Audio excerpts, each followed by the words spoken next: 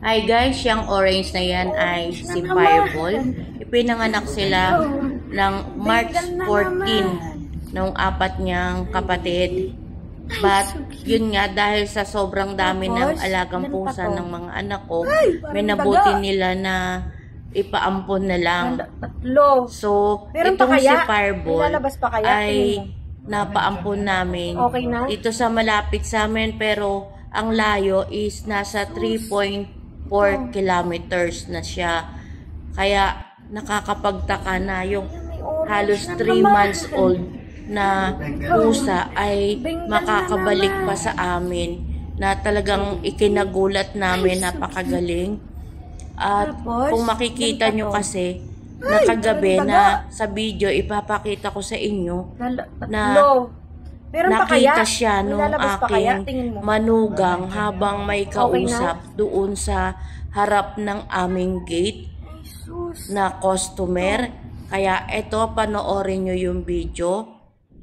Ayan, kung makikita nyo, andun sa may tapat ng gate yung aking manugang at nakikipag-usap. Tapos meron dadaan na mga binatilyo at kadalagahan, at makikita nyo yung pusa na tumatakbo na sumusunod sa kanila, kaya nililingon pa ng binatilyo.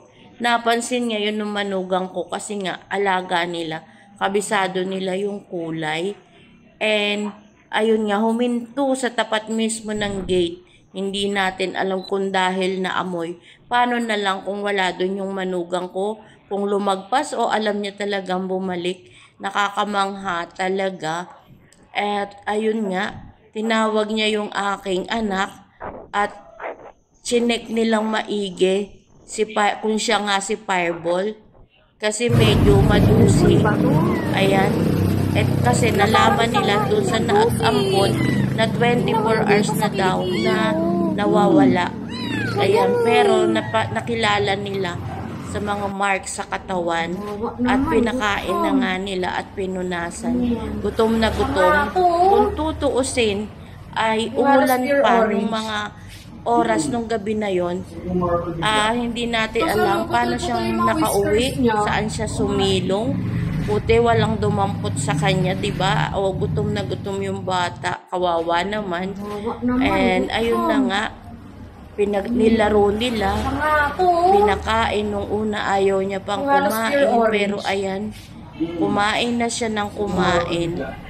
Tapos ano, putol-putol yung mga whiskers niya. At ayun, pinabayaan na lang nila na matulog dahil parang pagod na pagod.